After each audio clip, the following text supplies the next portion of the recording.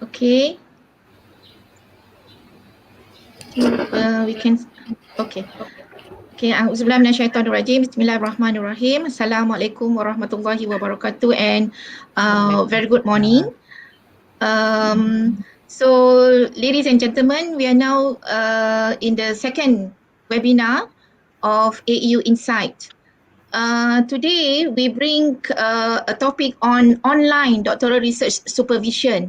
And we are very grateful today and very honored to have very distinguished alumni, our doctoral alumni, to be with us. And some are the very prominent alumni, and I think we at AeU very proud of them.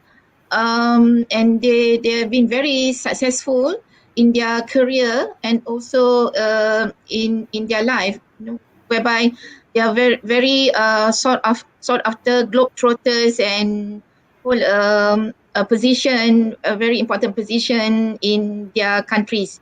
So today I'm very grateful and honored to have the Dr.Mary, who is she's our Dr.Mary. She's our alumni.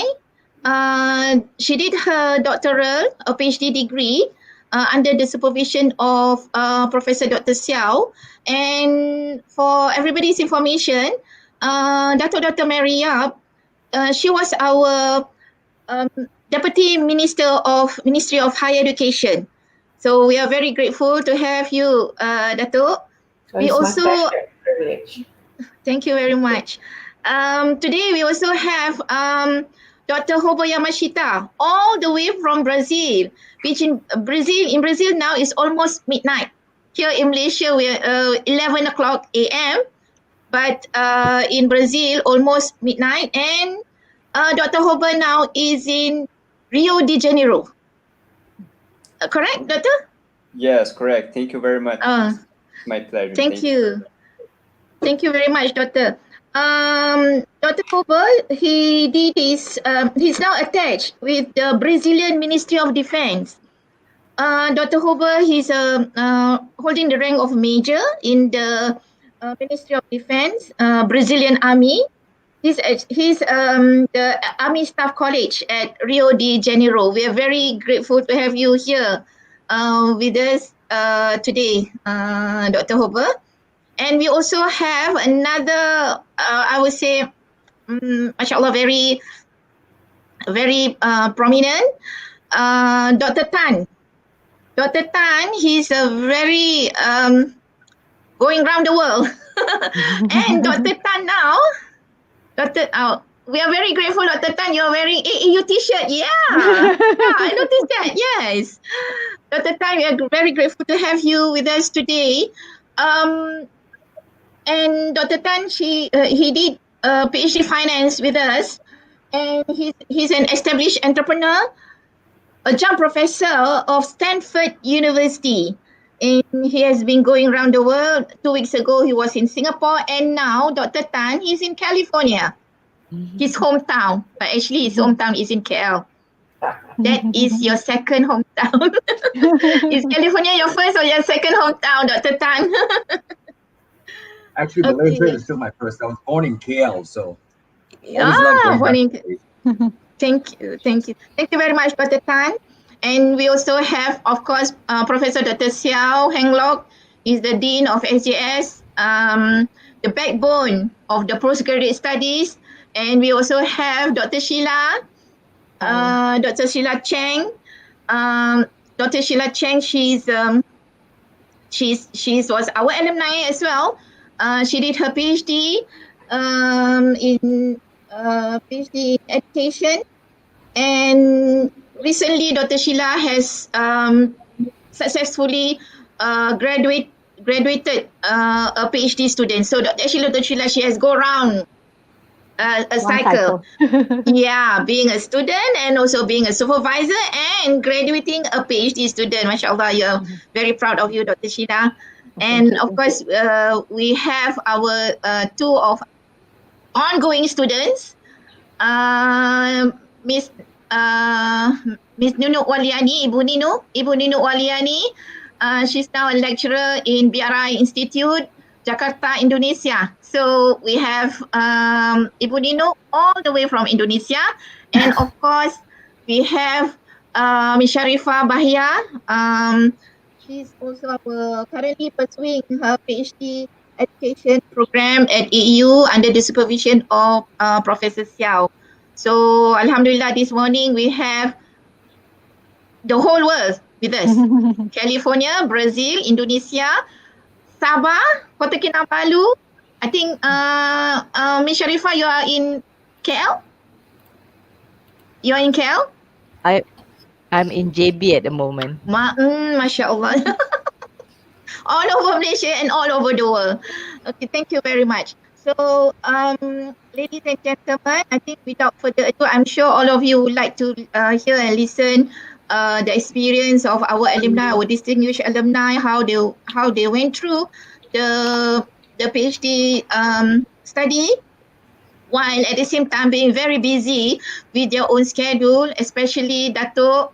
You are at that time you were the Deputy Minister of Higher Education Malaysia, and while you were finishing your PhD thesis, I really salute you and all of you, because me personally, I'm the type of person who have to focus one. I don't think I can do my study doing part-time and busy with my work and also studying at the same time. I'm very proud of you. So the running of the webinar, dear panels, I will post some questions, yeah, and you're supposed to give some of your thoughts and your answers based on my question, and after that there will be we're going to take some questions from our viewers. Okay, so I think we can start now. Yeah, so of course I have to give the first question to our backbone, which is Prof. Siow, Dean of School of Graduate Studies, because Prof. Siow, since the inception of AeU in 2009, Prof. Siow, we have produced 89 PhD students, yeah, and which we also have a very impressive records of PhD enrollment. So may I know what are the unique selling proposition, the USP of PhD programs in AeU, and also we who have gone through the PhD journey, we find that it is such a lonely journey, especially those who are doing on part-time ODL. You know, you don't have your colleagues around you. You know, so it really a lonely journey. So maybe Prof can share, you know, how SGS keep the student active, not feeling lonely, you know, knowing that someone is always there to help and to assist. Yeah, so in that sense, you know, how do you monitor the PhD student research progress, and what's your advice to the PhD students here, in order to complete their studies successfully on time? So, Prof, I give this honor to you, to start the discussion. Please, Prof.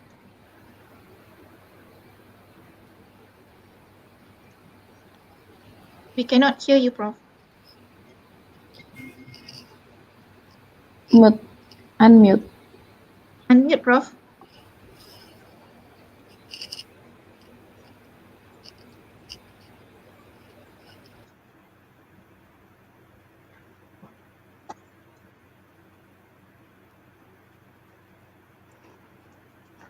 Sorry.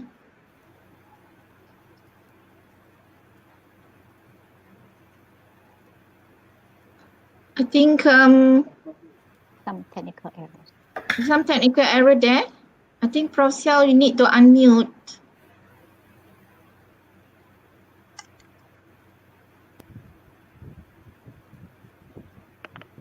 Oh, okay. I think we can, while there's some technical error while waiting for Prof. Siow to come in, I think I will proceed with Dr.Mary. I'm very interested to listen to you, Datuk, because the Deputy Minister of Higher Education, and you while you were finishing up your PhD thesis, you were the deputy minister. So of course, one thing that I would like to know very much, and maybe I'm sure the others would like to know, when there are many universities, which offer PhD education, but you have chosen AeU, and of course, Dato, I got to know that you receive a very distinguished you receive guru contoh, something like that, isn't it? I mean the anugerah, Tokoh Guru, yeah. Dato, she received a very prestigious award from the Ministry of Education, as a role model teacher. Okay, and so with your excellent education background, so what is it so good in pursuing your PhD with an open distance learning institution? So how do you choose your topic of your research, and how do you successfully manage your PhD while you are being very busy as an MP and as Deputy Minister? And of course, we are very proud of you, Datuk. And of course, you would like to share your experience and also give advice to the students, current ongoing students, and also the future students, our future students who would like to further their study in AeU or in ODL University. So please, Datuk, we are very grateful to have you and share your thoughts with us. Thank you very much, Prof. Titik. Well, it's such a pleasure to be able to join this session, and I'm delighted to share my experience as a former student of AeU. Now, it has always been my dream to pursue the PhD, as I was very interested in conducting educational research, especially in the field of school leadership. I had looked up local and overseas open and distance learning institutions, but I decided to choose AeU for some specific reasons. I found that the mode of study is not only based on e-learning, but it also comes with a blended method of face-to-face interaction with experienced and credible lecturers who also play the role of supervisors for postgraduate programs. This self-managed learning system was actually what I was looking for, as I didn't want to be a full-time student, which meant that I had to leave my home in Tawau. And furthermore, the degrees and postgraduate programs in AeU are all recognized by Malaysia Qualification Agency, or MQA. And this recognition definitely means that AeU is an online university with academic credibility. Reading positive testimonies from the alumni of AeU further convinced me that this university was the best choice for me to pursue my PhD. Hence, I registered for the program in 2011 and was lucky at that time that the university was offering a 50% discount for pensioners. I had become a pensioner by then, and that really worked out to be very cost effective for me. So how have I chosen the topic of my research? The topic of my research is a qualitative case study of the leadership practices of an award-winning head teacher in a remote primary school in Sarawak. I chose this topic because I was intrigued by the success of the head teacher in turning around the school by beating the odds despite being tucked in the remote rural community of Lawas in Sarawak.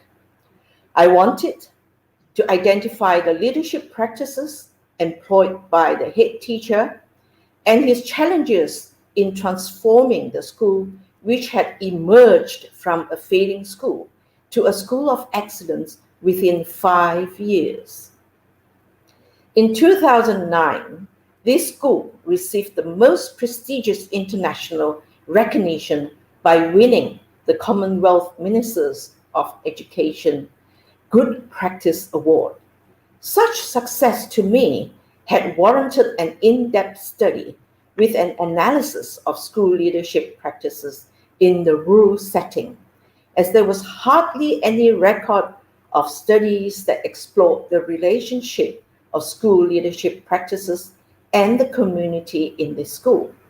I felt that this study was vital in advancing research in rural educational leadership in our country.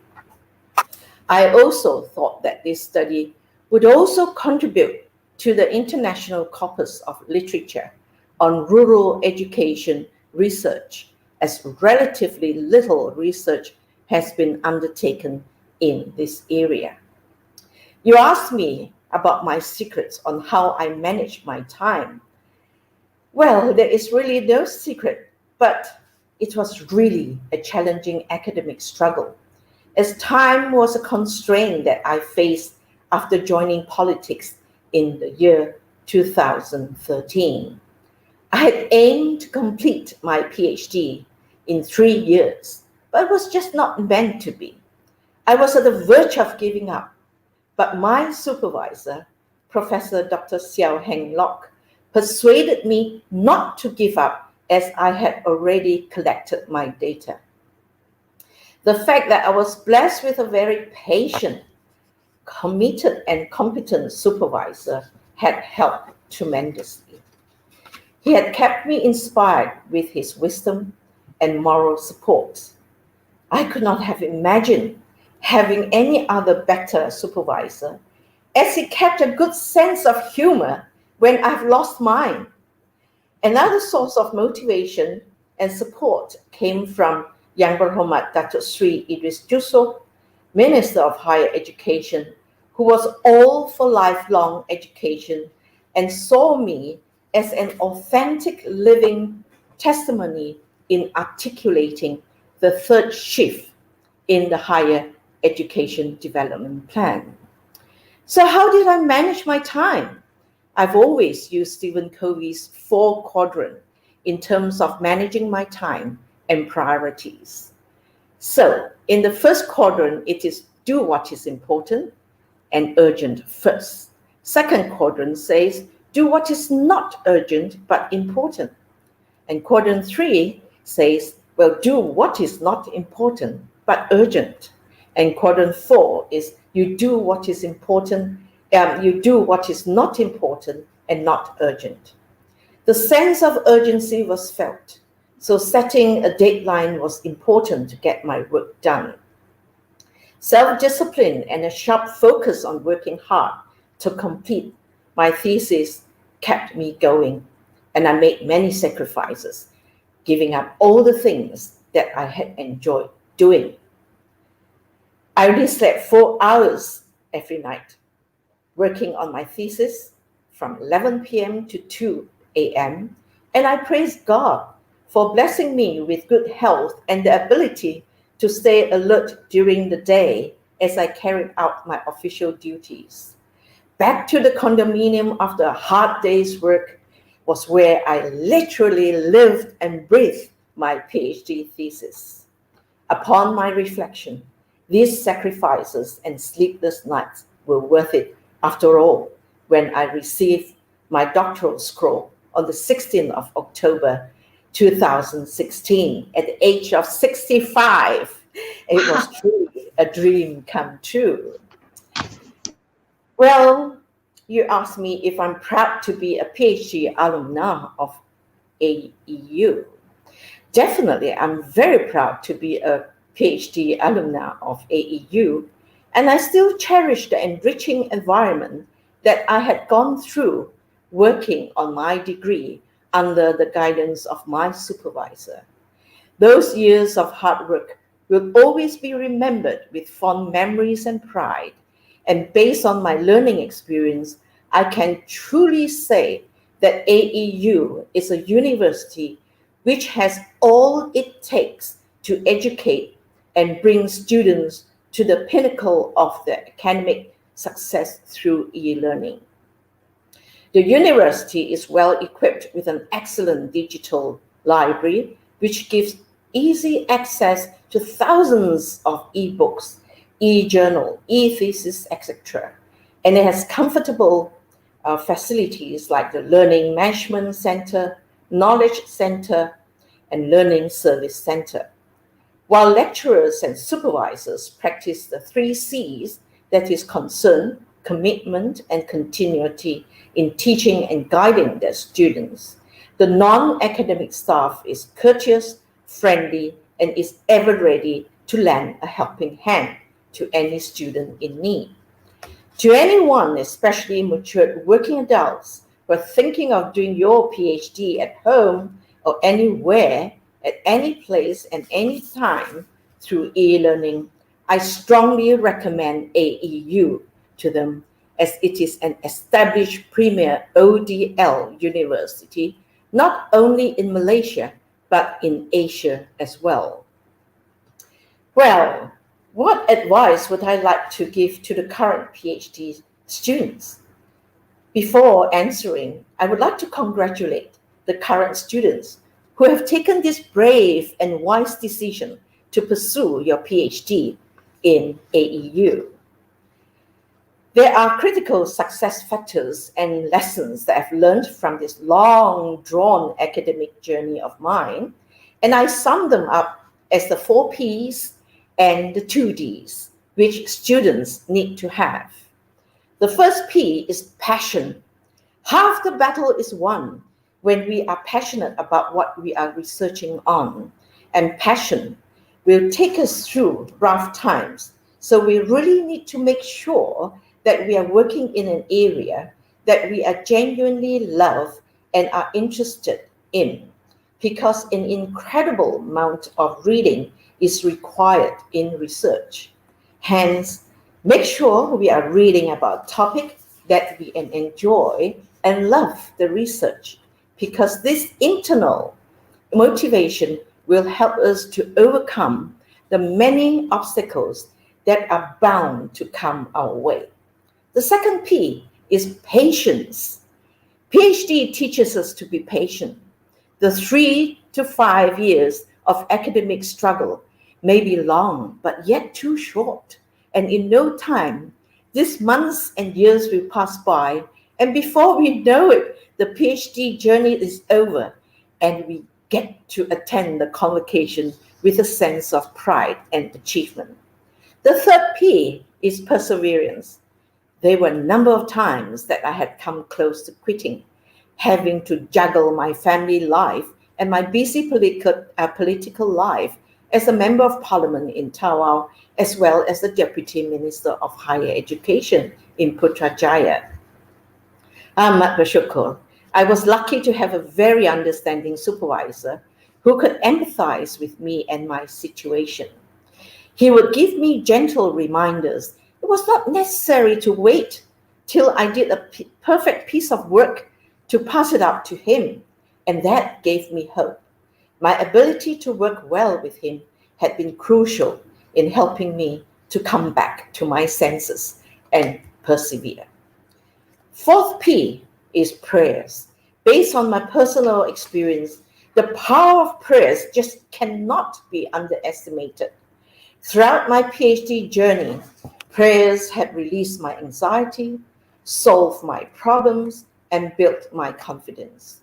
When I was down, I would claim his promise stated in the book of Philippians, chapter 4, verse 13, that I can do all things through him who gives me strength. And this verse has uplifted me mentally and spiritually. And most important of all, prayers have brought me the peace of mind. Discipline is the second D. and you fight the temptation of procrastination or wasting time.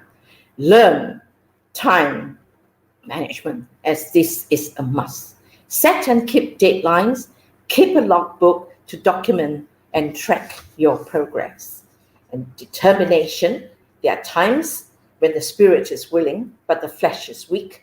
There was when I had to be very strict with myself. And I did a lot of scolding myself to push myself to press on. My personal battle cry of, yes, I can do it, don't give up, had also made me all the more determined to reach the finishing line of this academic race.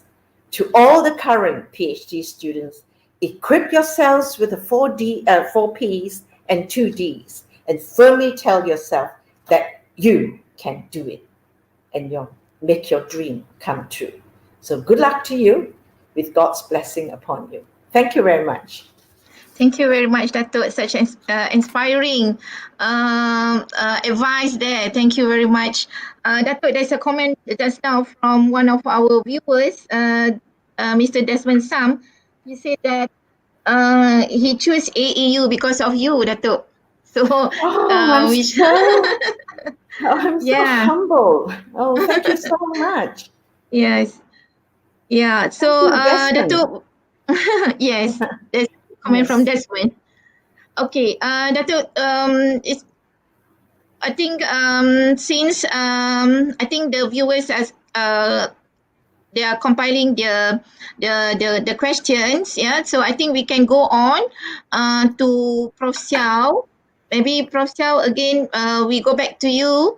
There's a technical error there. So I think before Prof. Siow start, maybe Prof, you need to unmute first your mic. Unmute. Okay. Yeah. Can you hear? Yeah, we can hear you. Prof. Titik and ladies and gentlemen, and thank you, Dr.Mary, for your compliments.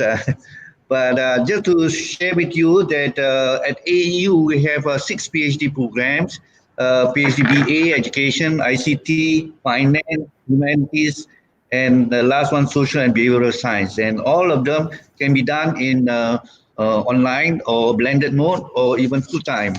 And for those of you who enroll in the full-time mode, you can finish your PhD in about 3 years.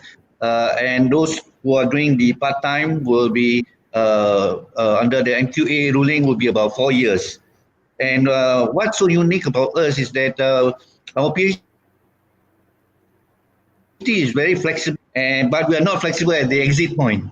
So flexible in the way that we don't need the research proposal from you, but we only need 2 pages of intent of research for us to scout around a suitable supervisor for you.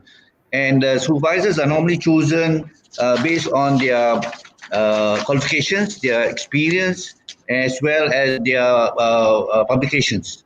So, we will monitor the supervision through online and also through their reports, the progress report twice yearly. Will be filed to us somewhere in end of January and then end of July. So with this progress report, we will be able to track the progress of the supervision between the supervisor and the student.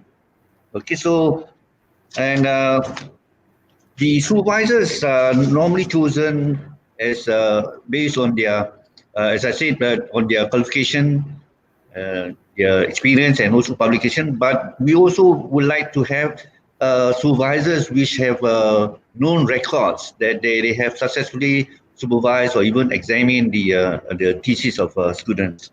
So basically, at AeU we have divided the journey for the 4-year journey into 3 stages and 4 stages. And after year 1, the students are supposed to defend their proposal, and if they are successful in the defense, they will be allowed to gather the data and proceed to data collection. And on the 4th year, the students are expected to submit their thesis and so on. So the next question is to ask, what if I were to finish earlier? Can I finish in the PhD in less than 4 years for the part-timers? The answer is yes, because although the timeline that we have scheduled for you is not cut on stone, but then we would like to know that if you are an excellent student, the progress should be more. I mean, the progress has shown excellence in the sense that after we have put up proposal defense after year one, but you have defended that in 6 months. So you have shown excellent progress in your journey. And then at the same time, you have to be able to publish your work in established journals and so on. So that is also another indicator of excellent progress. So with this excellent progress, I shall present it to the Senate to justify that you are an excellent student which can finish the PhD in less than the stipulated time. Now, basically, there are two examinations in the PhD journey, one of which is the proposal defense, and then the other is the viva voce, which is at the terminal, at the end of your journey. So the proposal defense is normally examined by two examiners, and they will indicate whether your proposal is good enough for a PhD and or viable enough for a PhD, and if they feel that your proposal is okay, then they will say we may proceed to the proposal. I mean, to the next stage, that is the data collection. All these proposal defense and also viva can be done online, and we have. I think Dr. Tan would like to share later that we have 4 time zones in his viva later on. So it is, in other words, distance is not a problem for people embarking the PhD at AeU, yeah, because we are, even though the COVID pandemic is around, we are unperturbed by the fact that we have started our journey via online.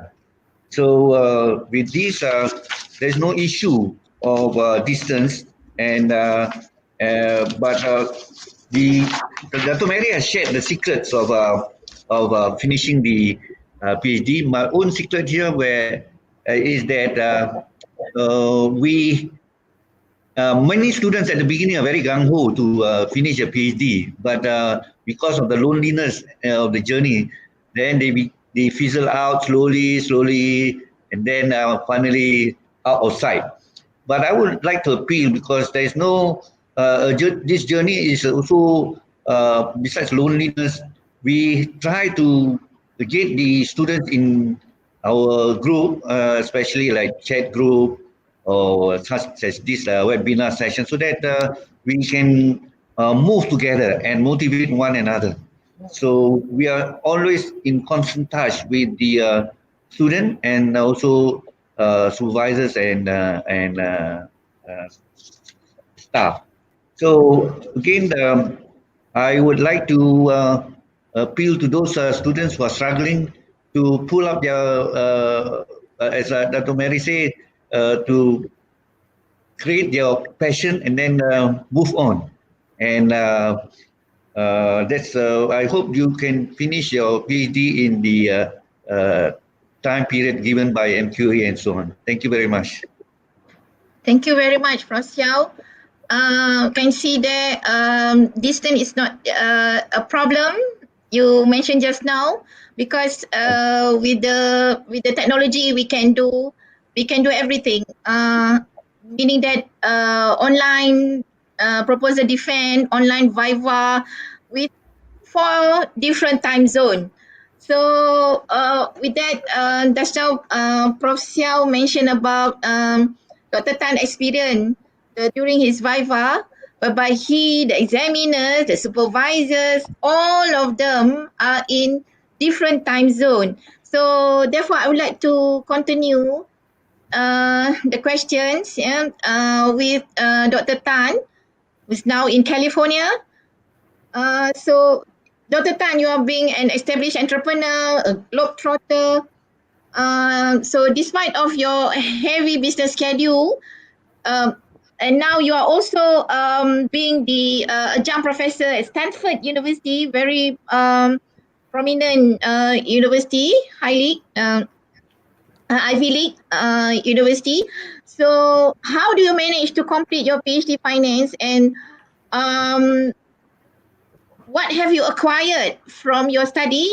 PhD finance have made you a sort of the entrepreneur and also adjunct professor at Stanford University. So maybe Dr. Tan, you would like to share your experience. Please, Dr. Tan. Be very happy to, Professor Titik. Can you hear me? Yeah, very clearly. Excellent. First of all, it is an extreme privilege for me to be here again, sharing the platform with my all-time favorite people, and obviously with the AeU community. And I think those of you who have been in my class know that I love to teach, and I love to basically spend time interacting with each and every one of you. So to kind of sum everything up in my journey in perhaps one sentence, I would say that, you know, even though you labeled me as an entrepreneur, but in a true sense, right, I don't really think I am a great entrepreneur. I think I am more of a friend maker, a friendship maker, because I think throughout my journey, I have made tremendous amounts of friendships with people from all over the world. And I think those are the kinds of relationships, the friendships, the bonding that have propelled me and motivated me to do the kinds of things that I could only dream of, quite frankly. So my PhD journey has been nothing short of spectacular. I still remember vividly the time during my short time at the AeU doing my PhD. I actually started the PhD back in, I think it was November 2013, early 2013. I finished it in 2015, which is kind of a short time. And I think perhaps I have Dr. Siow to thank for that. Maybe he gave some excellent recommendation to the Senate. But long story short, I remember vividly the time spent crunching data and writing my thesis during my frequent flights to Asia. Because back then, when I was pursuing my PhD, I was working in California, in the Silicon Valley. And I had obviously a lot of business engagements in North Asia because my business is in electronics manufacturing. So my customers are all in the US, companies like Verizon, AT&T, Sprint. Those are my customers. And what I'm tasked to do as an engineer is to take their requirements and bring it over to North Asia in the lights of Japan, Korea, Taiwan, and China, and have the, you know, OEMs and ODMs build the devices like 5G and 4G devices for my customers. So I spend a lot of time in the air, as you can imagine, almost perhaps maybe twice a month, maybe sometimes 3 times a month. And as you can imagine, I've seen all the movies on all the flights. So within the confined space of a metal sphere, I was able to, believe it or not, focus on my work because I've done everything I could do. There is no distraction, no social media to distract me. I was really doing a lot of good work inside the plane on those 14, 13-hour journeys from California to Asia. But again, that's not the secret, right? The secret really for completing my PhD has to do with a phrase that I often used in my class, and that's a Latin phrase called nanos gigantum humoris incidentis. And for those of you who've been in my class, you know that it means essentially that as a dwarf standing on the shoulder of giants, I can see further and clearer. So who are my giants? Well, my giants are clearly my supervisors. I have 2 supervisors, Professor Marwan Lakihal Al-Ayat, who is a distinguished Fulbright professor based out in New York. And my other supervisor is not the kind of supervisor you would think today. He's not even an academic. He's actually a very prominent market maker, a person who spent almost 40 years in the Chicago Board of Options Exchange. And that explains my PhD topic, which is primarily in the areas of finance. And even though I have an engineering background, I deliberately chose to do something different, which looking back now seems a bit foolish because there was such a risk to take that sort of venture.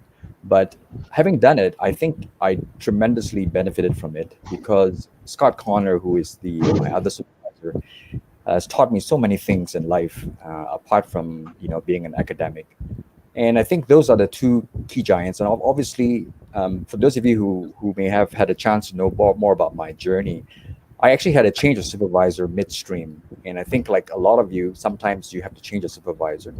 And that was a setback, clearly. And I have no other person to thank for helping me overcome that than Professor Siow, who essentially gave me the opportunity to connect with Professor Merwan, who is my main supervisor eventually. Obviously, we're all motivated by things. So I was motivated by my scholarship from my brain, which is thanks to the Malaysian government, thanks to you, Dr.Mary. And one of the key things that I learned was that the PhD journey has opened up the doors to so many opportunities that I had never imagined or thought possible. So, which kind of brings me back to my second phase of my journey, which is the teaching responsibility at Stanford. And I actually had taught at Stanford for about 10 years, even before I got my PhD. But back then I was just a lecturer. I was teaching data communications and networking because that was my area of expertise. And I guess being in a place where you're only 20 minutes from the campus, because I live in Palo Alto, it makes it very convenient. I made a lot of good friends. But having obtained a PhD clearly helped elevate my status within a prestigious university like Stanford, because I was from a lecturer to an adjunct professor. It was very, very heartening for me to be able to achieve that. And again, like everything else in my journey, I met a lot of great friends. One of them is Dr. Lee, who is a Chinese-born computer scientist who is chairing the Artificial Intelligence Research Lab in Stanford. And she is still my mentor and my good friend. And she basically gave me the opportunity to mentor some of the PhD students in data science.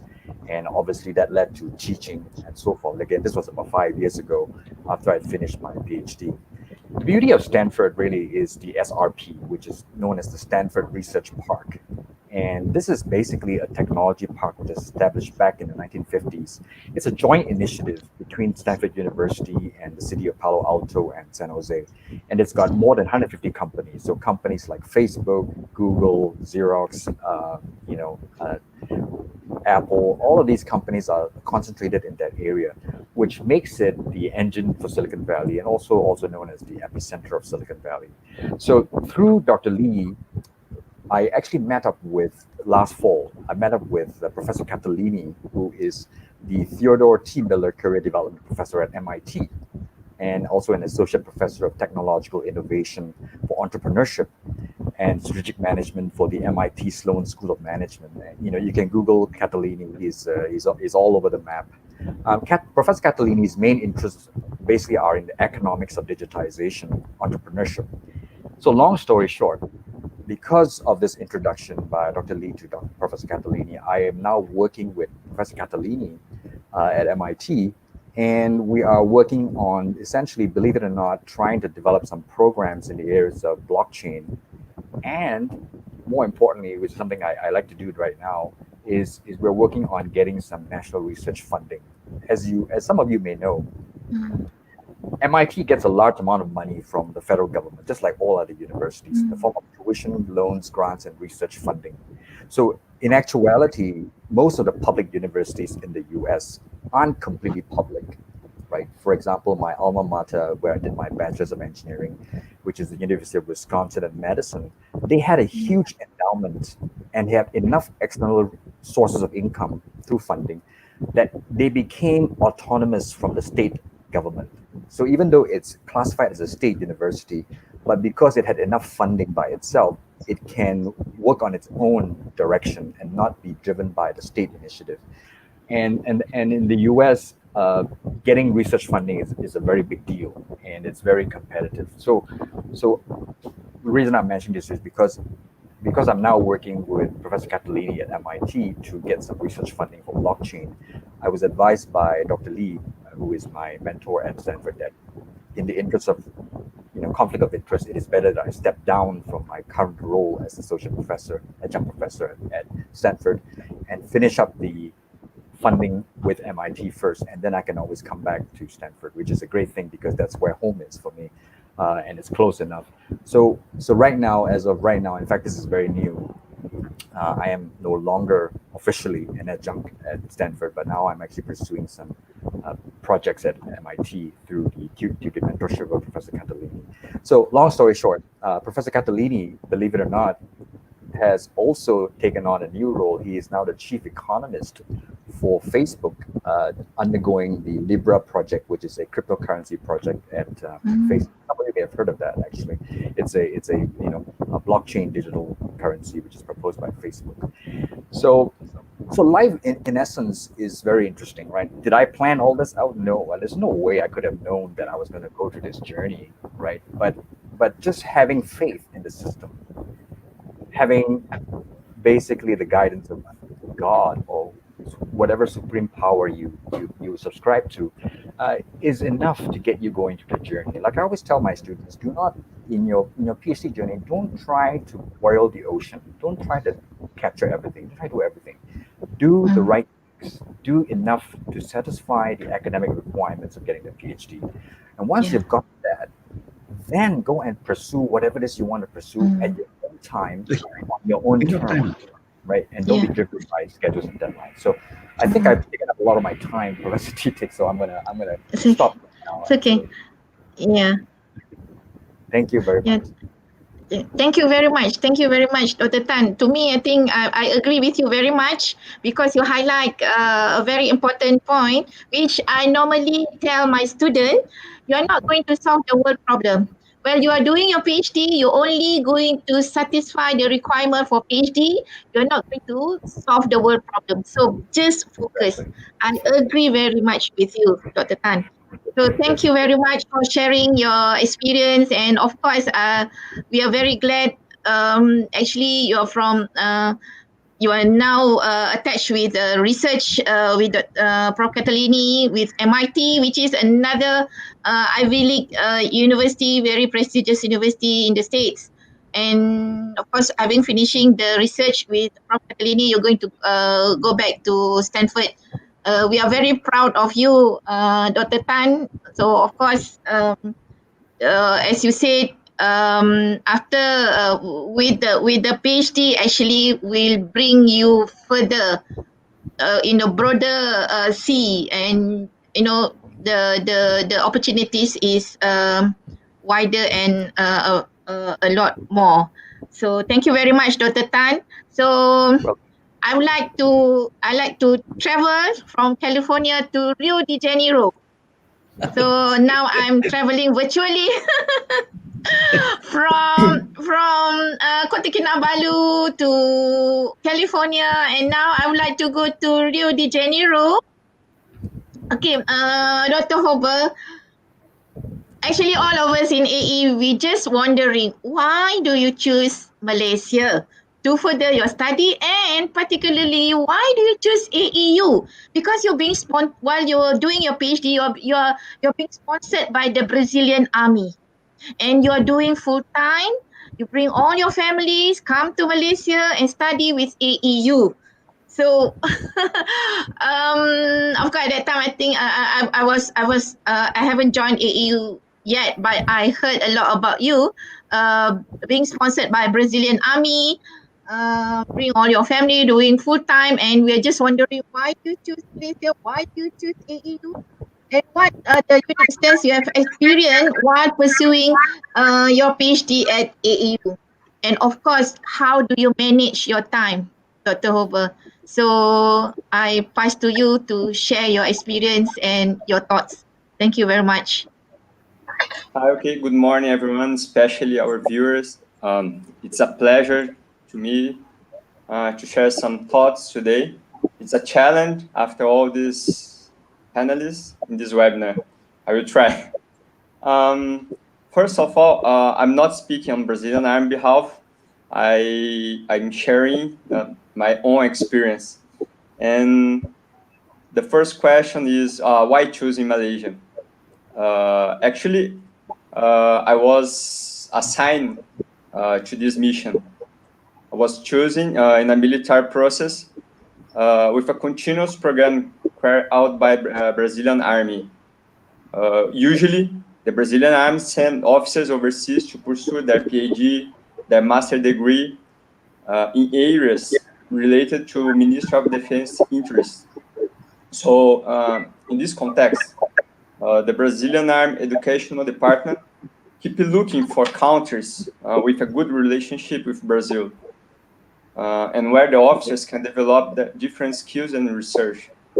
So I believe, it's my belief that Malaysia was in the radar, and they probably had interest in sending the officer to study in Malaysia. So just for instance, Malaysia is a Brazilian weaponry systems buyer. And of course, they study some universities, and AeU University is a multinational university. And it's present in many countries, more than 30, if I'm not mistaken, and with a recognized standard level. So I believe that these are the reasons why Brazilian Army actually chose Malaysia, and specifically AeU. I'm very proud and very happy that I was chosen for this mission. I have colleagues sent to other countries, and we share experience. And I'm pretty sure that now going for the next topic, my experience at AeU was very fantastic. So first of all, everything was new for me and my family.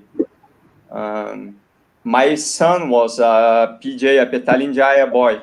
He was born there. So definitely I have to go back and show him his hometown. Because at the time when we came back to Brazil, he was 1 year plus, so he can't remember much about Malaysia. But yeah, that's one of the best things of my PhD is him. So my experience was, we had a very good relationship among professors, the staff, and with us, the students. And I can highlight that my relationship with my supervisor, Dr. Roshayo, who I'm in debt with. We are now living this pandemic situation. And I had the experience that Dr. Roshayo, she had to leave Malaysia about the half of my period in Malaysia. So she went to Saudi to work there. And then, since back then, I couldn't meet her personally, face to face, but we use many technological resources to keep in touch. And I believe that in this period, the actual students, they have to use this resource available. And this relationship was very good when it started, and when she had to leave Malaysia, it was easier for me, and I was very confident to keep in touch with her using this Skype or WhatsApp or whatever, Zoom, the other apps we can use in this situation. Well, AeU University also provides the students extra activities, such as bowling, running, and now I know that Prof. Siow is doing the cycling, so with some students and other groups. So this experience are very enriching for me as well. The extra activities, I think it's very important for the PhD students to have these pleasure moments, to straight the boundaries with the other students and the professors and staffs. So I would like to highlight these opportunities provided by AeU University. The other point is AeU University has a well-structured library, and the digital library has a comprehensive access to thousands of papers and theses. So again, during this pandemic period, I believe that this digital library is very important for those for doing the research. If you don't need to a laboratory or something like that, so it's a very valuable resource provided by AeU University. And the last, I know that there is a new campus with new facilities that I didn't see when it was ready, but I had the chance to visit the place with Prof. Siow before leaving Malaysia. So it shows how AeU University is growing, and I know that every year AeU University is getting more and more students, and this growing is followed by these new facilities, which will be much more comfortable for the new students. I can see that I send my hi to some colleagues that are viewing this webinar, and I'm very proud to be alumni from AeU University and to share a few experiences during my period in Malaysia. Thank you. Thank you very much, Dr. Hober.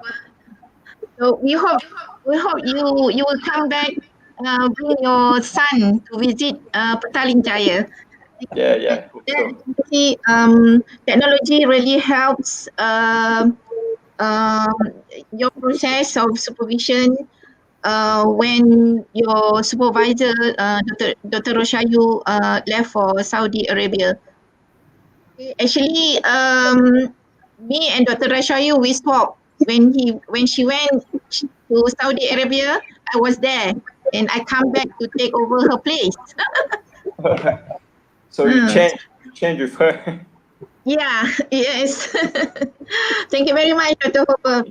Okay, I want to go to Dr. Sheila. Dr. Sheila is our alumni, our academic members. She has gone through one cycle being a student herself, and then supervisor, and also has successfully graduating a student, a PhD student. So, Dr. Sheila, I would like to ask you, how do you manage in terms of supervising your PhD student, and being someone who has gone through all the process, how do you advise our ongoing students and also our potential students? Please, Dr. Sheila.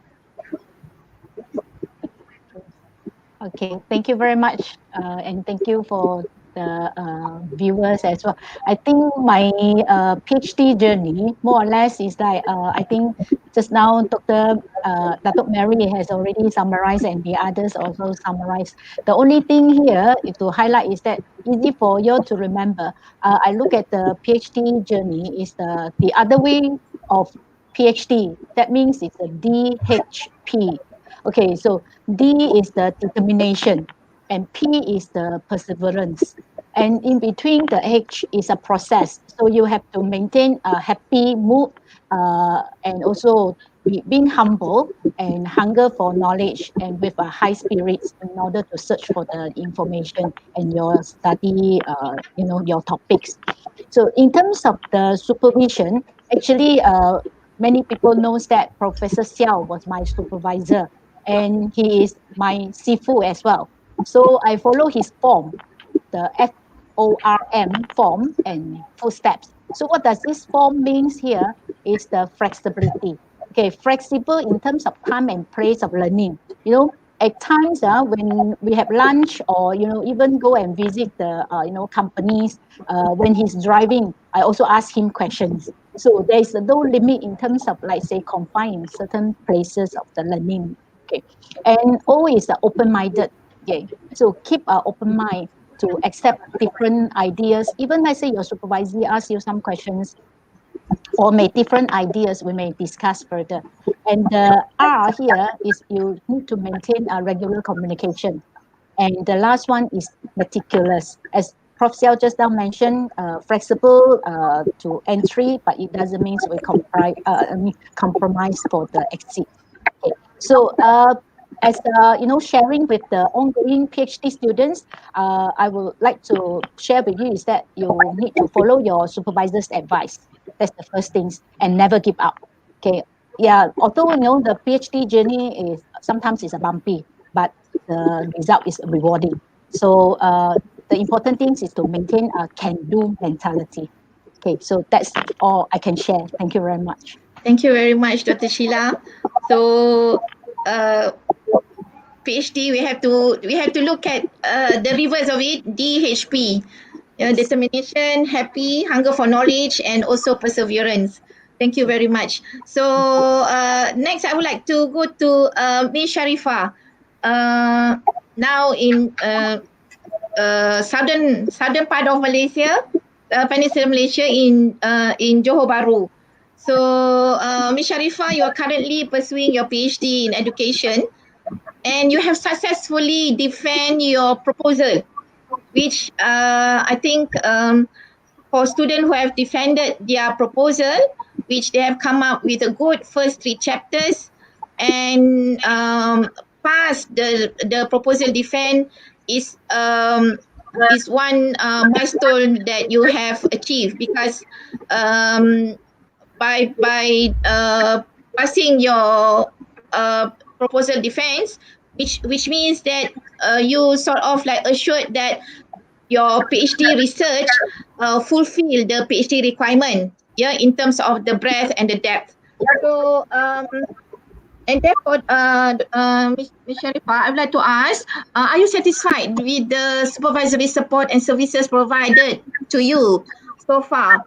And of course, being a student who have just successfully defends your proposal, what will be your advice to your friends who are now struggling in preparing their proposal? Because I myself personally notice my students, for them to come up with chapter 1, chapter 2 especially the literature review, because we as a supervisor keep on telling you have to critically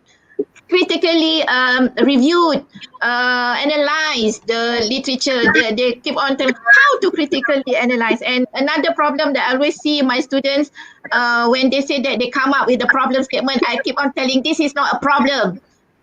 So it's such a long time to get through this first chapter, second chapter, and of course coming to the third chapter. So I would like to ask your experience, and maybe you can share some of your tips, guidance, to your colleagues, and also to our future student. Please, Ms. Sharifah. Prof. I think like all the others, I'm quite fortunate to have a dedicated and very committed supervisor. Because no matter whether it's face-to-face or online supervision, the supervisor, the quality of the supervisor determines the quality of the supervision that you get. So saying that I'm in Malaysia right now, and actually I'm staying about an hour's away from AeU Subang, so quite relatively close. And before the pandemic, I can actually go down there and see my supervisor quite regularly. But at the same time, no matter what, I think it is extremely convenient to have this online platform, especially for now. The communication between us, we usually use email, which is more formal, static. And then, of course, during the presentation of the proposal defense. And this also can be used when you share data with your supervisor. If you have any, for example, I'm using NVivo now. So I'm thinking of using this platform to share the data with my supervisor. But what I'm finding surprising right now is the dynamic nature of WhatsApp. When you communicate with your supervisor through WhatsApp, when your message has been delivered, when it has been read. And if you're having real-time communication with them, they are replying to you, you can see the word typing on top. So you know that they are responding. All this helps actually. There are also other features like the video call and the audio call, even group chat on WhatsApp. Recently, I've discovered the WhatsApp web, which is very useful because you can do all this on your laptop. So, because it is something which AeU supervisors, they are ODL supervisors, so they are very familiar with all this. It helps a lot. A Gen Xer. I'm from the Generation X, yeah. One generation down from the boomers. I can say that for me, there was at first when I did this online supervision, there was a feeling of disjoint. You can almost feel that I'm not really used to it. But once you get used to the online communication platforms, there is a certain type of freedom. I really enjoy that. Right? I'm really enjoying that right now. Of course, there are trade-offs. Yeah, people would say that when there's personal supervision, when you see your supervisor face to face, you have that personal touch. But the trade-offs are basically the gains that you receive in terms of convenience, in terms of the time, in terms of the money saving features. It really offsets all that. And I think as a PhD candidate, you're supposed to be independent anyway. And what you learn through this journey, what I have learned through this journey, actually work life, I'm using a lot of Zoom now. Actually, when I interviewed right now I'm at the process of collecting data, coding actually. So when I interviewed my participants of my studies, I use Zoom. Um, so I am now more accepting of it, of this online platform, and I think it has made me a better, more efficient person. In terms of what do I advise for new students who are uh, trying to get a topic as well as going to defend their proposal. The first one is that there are so many platforms out there. For example, if you want to choose a topic, you already get an idea of the topic that you have in mind, but you want to choose, we want to see whether it's done anywhere else in the world. There are so many, what do you call that? You can have in Malaysia, there's something called My Thesis Online. So you go to the website, that have been done in universities across Malaysia on international students. I think Australia has one called Trove, UK has one called Ethos, and of course the US, they have ProQuest. So you can use all this to identify. And not only that, what I've done so far is that I saw some of these uh, thesis related to mine. I actually communicated with some of them, and they have sent me full thesis of theirs for me to take a look. So Yeah. it's really, and one thing about the academic community, many of them are very helpful. So you just need to reach out. So I think that would be my advice. Do your research, armchair research first, and then read through what people have done and see what can be done from your side in terms of the uniqueness which differentiates yours and theirs. Yeah. Yes. Okay. Thank you very much, Sharifah. Yes. You're welcome. Again, that's the thing that I keep on emphasizing to my student. When you say uniqueness, so which means that the first thing that the student need to highlight is their novelty. So actually, whenever I'm being the reader for defense proposal, examiner, this is the first question. Any examiner will ask what would be the contribution and the novelty of your research. Yeah, so that's very important. And as you said, make full use of the online communication platform and also look at what others have done. So online thesis, like in AeU, we subscribe to ProQuest, and we can get the full text of the thesis. And of course, as you said, we in the academic world were very we are ever willing to share our our knowledge and all our experience. There's one question from Alex Bordin to Ms. Sharifah. You mentioned about NVivo. Does AeU provide this software? So how do you get this NVivo software? I'm lucky. My husband is also an academic, so I just used his Envivo software. I think I'm not sure whether AU provides, but because I'm at home and he's there, so I just use his version.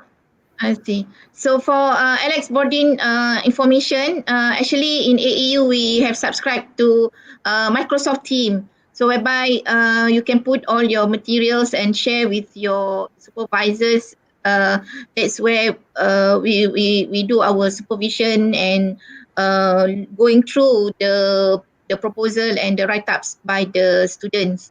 Okay. So I think we would like to hear from Jakarta. So now I'm flying to Jakarta to ask Miss Nino. Miss Nino, she's now third year student doing PhD ICT. And actually Miss Nino is under my supervision. So she's a lecturer in BRI Institute. And I would like to ask Ms. Nino, why do you choose AeU to do your PhD ICT? And maybe you can share how do you communicate with your supervisor? How do you communicate with him? And, you find distance is a problem, yeah, in pursuing your study, conducting your research. So please, Miss Nino. Okay. Thank you, ma'am. This is my pleasure being here with you. Okay. I'm from Indonesia, and this is my second year in my PhD. AeU is one of the most flexible campus I know. That in AeU we can study from anywhere in the world, and learning at AeU has no boundaries, and our options are not limited by geography. In AeU, I can learn more than I expect. Like I meet a lot of people from another country. It's give me a rich perspective in terms of culture, politics, and technical things. That's why because I choose ICT field, and I found more experience in here in early stage in of my study of my PhD study. I think Jakarta and Kuala Lumpur is too far for me, but when I do, it feel easy because I have more friends to study together from here. This is my second years, and I feel like uh, what I mean, this is fun for me. I have published my work already, right, in this in some paper some national paper and international about my subject, and more published in this year. And the best supervisor I ever have is Prof. Titik. Is more than my thesis supervisor.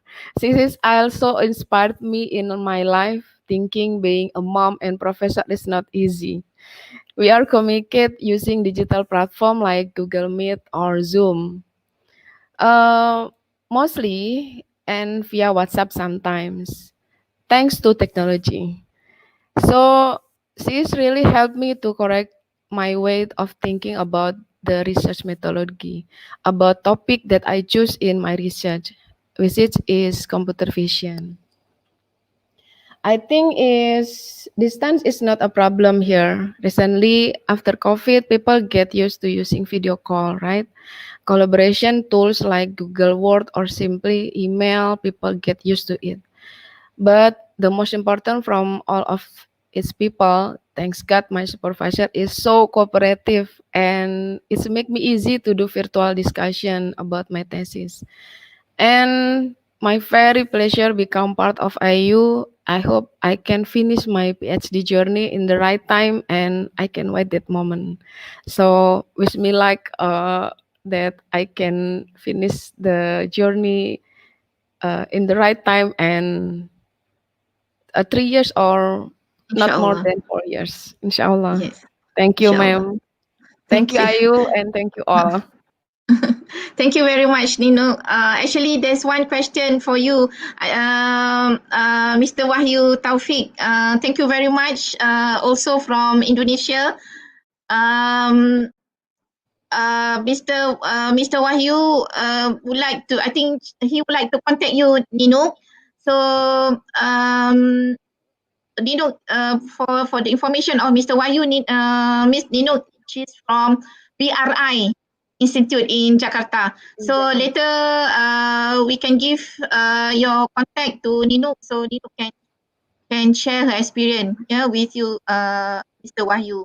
So there's a question just now from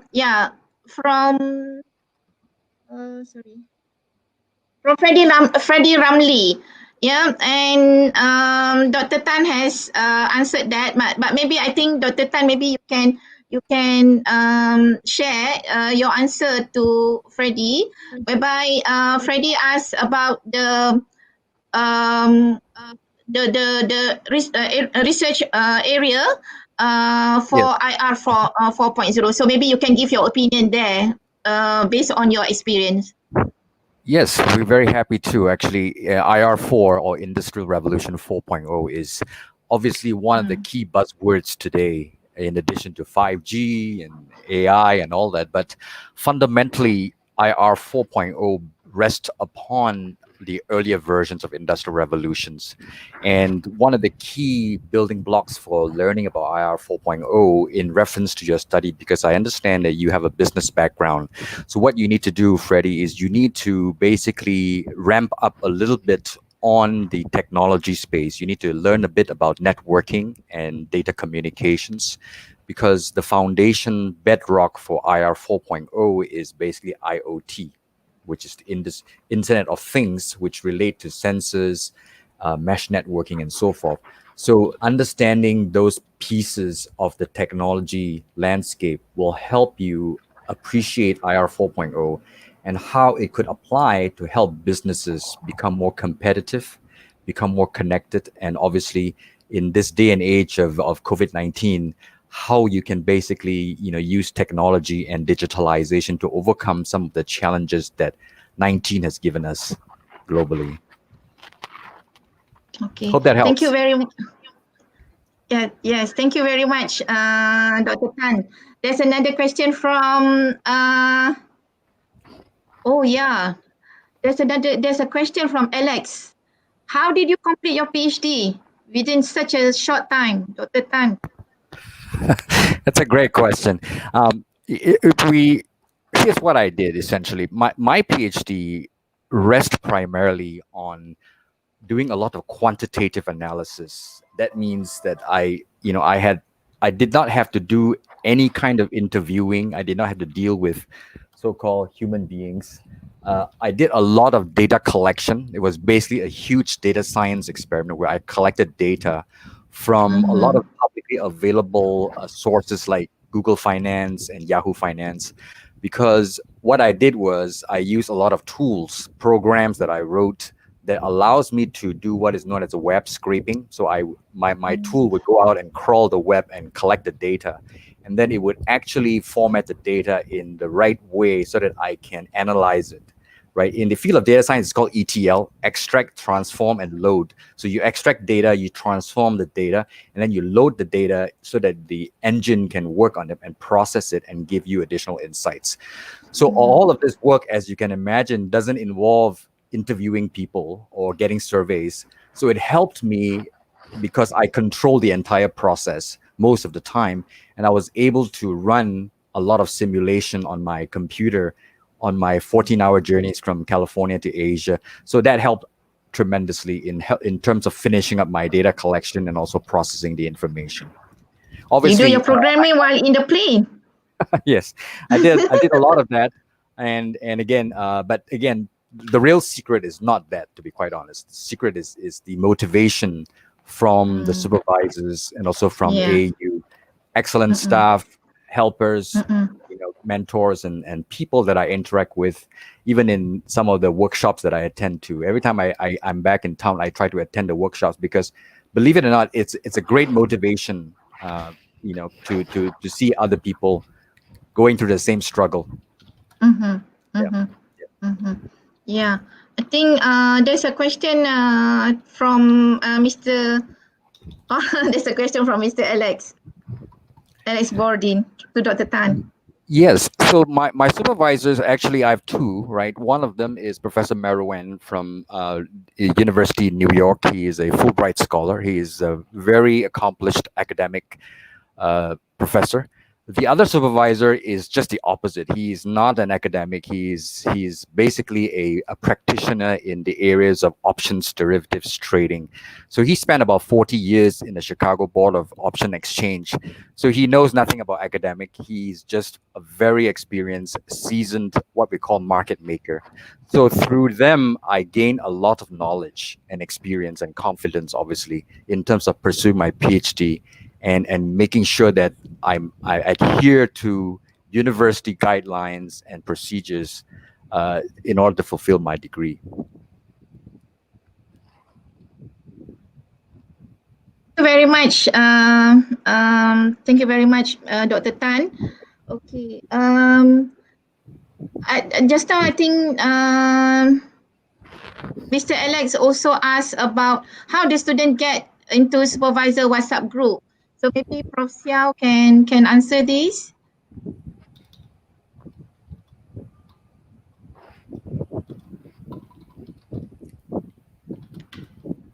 Prof.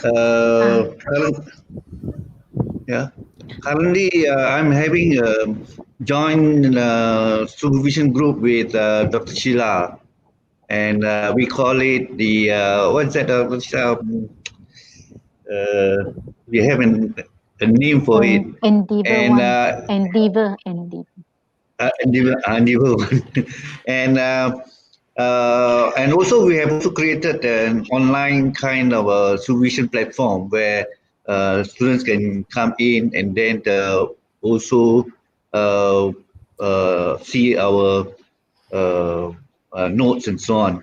And we have also created MOOCs for the student to know how to interact with your supervisors and maintain the supervisory relationship with the with each other. Yeah, and on top of that, we have also individual WhatsApp group that the students have created and put me in. So a lot of the interactions are out there. Yeah. Thank you. Yeah.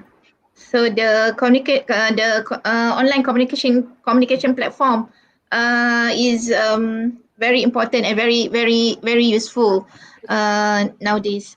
Okay. There's a question from Datuk Eddie that you are now finishing your MBA.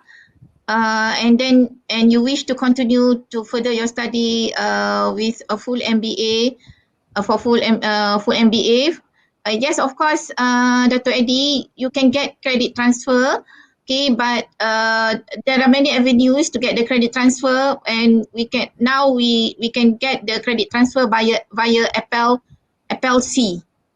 Yeah, so I think maybe you can contact the program coordinator, MBA program coordinator, and then and she can advise you further. So please feel free, Dr. Eddie, to contact our MBA program coordinator, Miss Janiza.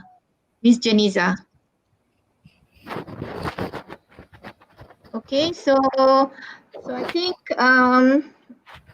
we can almost wrap up our session for today. Okay, I would like to summarize, of course, from Datuk.Mary. Datuk.Mary, you have given a very strong advice, 4 P's and 2 D's. Yeah, passion, patience, perseverance, prayers, discipline, and determination. So of course, that's the real essence that every student have to hold on, in order to be successful, inshallah, in their PhD journey. So although the PhD journey is considered as a very lonely journey, but of course, your colleagues and your friends are always around virtually. So that's why I see as you mentioned just now, rightly, Dr.Mary, studying in AeU meaning that you can study anywhere, any place, anytime. So despite being your very busy schedule as an MP, as a deputy minister, Alhamdulillah, you managed to complete your study successfully with the 4 P's and 2 D's principles that you have hold on. Yeah, and Dr. Tan, we are very proud being alumni of AeU. You are attached to Ivy League universities, MIT and Stanford, and of course your journey really inspired the other students as well. Yeah, and of course your advice just now, I can say, focus and fulfill the requirement for PhD. Okay, and the rest will be taken care after that. Yeah, and as I said to my other students, to my students as well, when they do their PhD, they are not going to solve the world problem. Okay, so Exactly. just be focused. And Dr. Hober, of course, as you said just now, technology really helps, yeah, in the supervision process. Um, the resources, meaning that the library, the usage of the library is very important. Yeah, so the students really have to make full use of the knowledge center, the library, the digital our digital libraries, yeah, digital material journals and so on is very important, and make really to fully utilize it. Yeah, so AeU, our knowledge center, it really has equipped with the e-journals, ETCs, and student can access to our e-library anywhere, anytime, whenever they want. Yeah, so being a student, once they be our student, so they can get access to our e-library. And of course, being AeU is a special uh, Malaysian government initiative for the Asian Cooperation Dialogue countries. Yeah, there are 35 countries. So that's our mission, you know, to provide education, yeah, to all these, especially the ACD countries.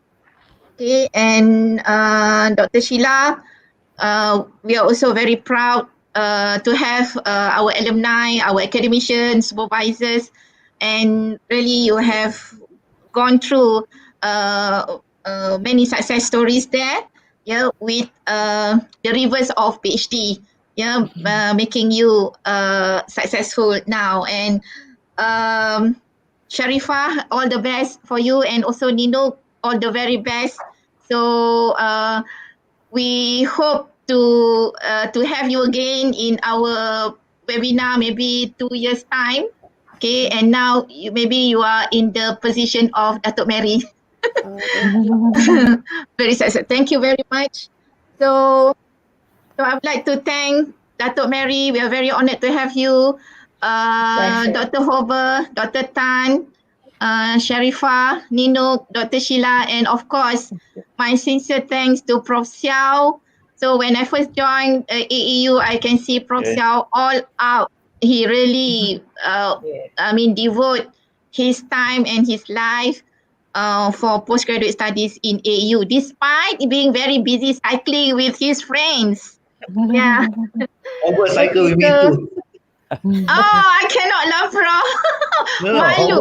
Hover was Hover, cycling with me. yeah. Oh, yes. And also, Dr. Tan, when you come back to KL, cycle with Prof. Siow. I cannot wait. I cannot wait to do that. Yes. Okay. So I think thank you very much to all the viewers, all the questions and all the comments that you have given to us. I feel very happy and very honored to moderate these webinar sessions. So thank you very much. Thanks, you. Professor Titik, for hosting. Thank you. Thank you, Datuk. Thank you. Thank Thank you. Thank you very much. Very well done. Thank you. Thank you. Thank you.